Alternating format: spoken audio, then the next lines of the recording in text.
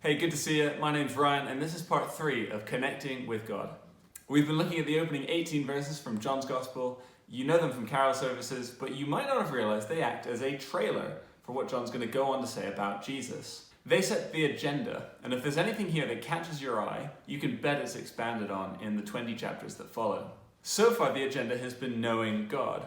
No one has ever seen God. None of us could claim of our own initiative to have known God.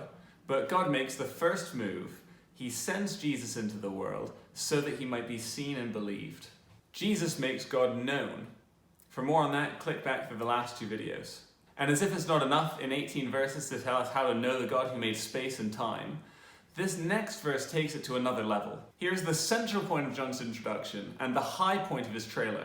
From the way John sets it up in the introduction, and from what Jesus goes on to say about it, I don't think it's an overstatement to say that this is the most important idea for us to understand about why Jesus came into the world. If you understand this verse and believe what it says, then you know what it means to be a Christian. If you don't get it, or if your version of Jesus isn't all about this, then let me suggest you don't know God very well at all. Here is John 1, verse 12. But to all who did receive him, who believed in his name, he gave the right to become children of God, who were born not of blood, nor of the will of the flesh, nor of the will of man, but of God. Here's the idea so simple a child can understand it, but so profound you will never grow tired of thinking of it. Jesus came to adopt you. Jesus' offer to you and to me is to make us God's children. Receive his offer, believe in his name, and God calls you family. It's a verse about the reality of where we stand with God. And what it says is so extreme that we play it down and think that cannot be what he means. Jesus thinks the best way to describe how you or I can relate to God is to think of a father-daughter relationship or father-son. And we refuse to believe it because we understand what a parent's relationship with their child is like. Parents have a special place in your life. Think of the closeness from the moment you open your eyes in the hospital. They are right there with you. And it's hard to find that kind of closeness anywhere else.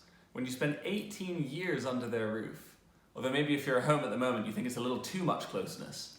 Or think of the love of a parent. You are the most important person in the world to them.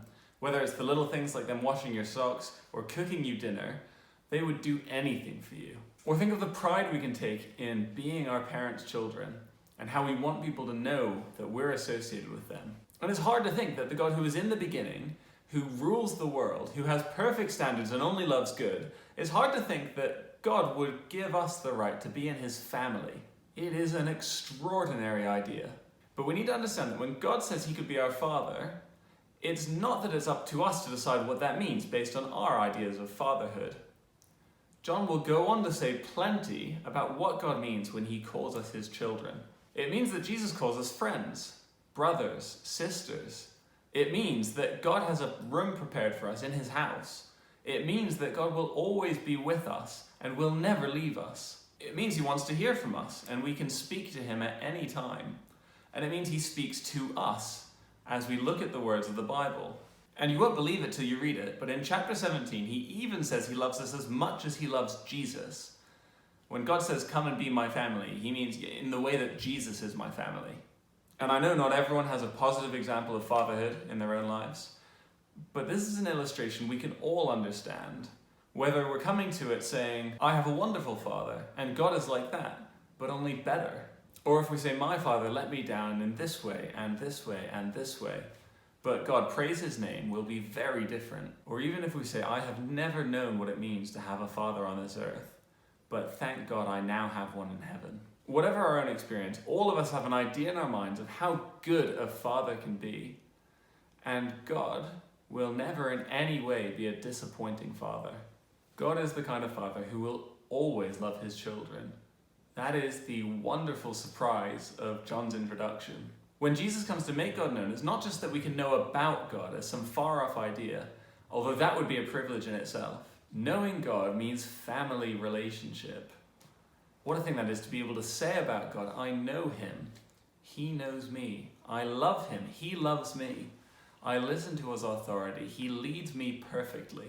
And did you notice in the verse how this relationship becomes reality? Verse 12, But to all who did receive him, who believed in his name, he gave the right to become children of God, who were born not of blood, nor of the will of the flesh, nor of the will of man, but of God. It's in those 4 words, he gave the right. It's the language of adoption papers. When you adopt a child, they move from outside of your family to become part of your family. And it comes with a commitment from the parents and gives a guarantee to the child. And you get a certificate of adoption that says, I have the legal right to call myself their son or their daughter. They are my parents just as much as if I'd started in their family.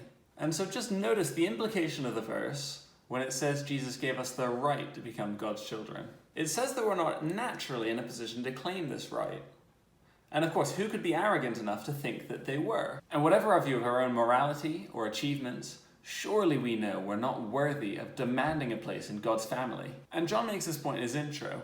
If knowing God is about more than information, and in fact about relationship, then not knowing him is too. And so when we looked at verse 10 last week, we saw the natural state of our world. He was in the world, and the world was made through him, yet the world did not know him. He came to his own, and his own people did not receive him. Naturally, we belong outside of God's family. Our failure to know him is a decision to spurn his love for us and to reject him relationally. It is not an easy thing for people like us to join God's family.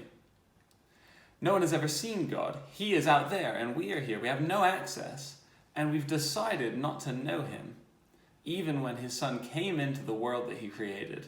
It is not an easy thing for a parent to love a child who has seriously wronged them after years of ignoring their words and pretending they don't exist. And so how incredible that Jesus has come with the adoption papers already filled out, ready to sign. So that when we believe in Jesus, there is security and assurance. We have the right to be God's children. Whatever else is going on in the world, however aware we are of our own unworthiness, we are God's family, born not of blood, not down to where we're from or who our parents are, nor of the will of the flesh. It's nothing to do with earning it ourselves, nor of the will of man, not an idea thought up on this earth, but born of God, as if we've been born again and made the full-time transfer into God's family. This is the central offer of the Christian gospel. Jesus came to adopt you. And wherever you're up to, I hope you'll think it through. There are a couple questions in the description to help you with that. And come back next week, we'll be thinking about how much better off the world is since Jesus came into it. But let me finish by saying how much this verse has helped me this past year. When the risk to the health of my friends and family has never been higher, and the freedoms that I used to take for granted are no longer there, it has been a tremendous difference to know God as my Father. I know my God. I know what he thinks of me. I am sure that he loves me. I talk to him every day, and I trust him to take care of me, whatever comes in this world. Because I know God, I am sorted for life, however well or however rough things are going forward. And I'd love coronavirus to be gone tomorrow, but I don't need it to be, because even today there is great joy in knowing my God.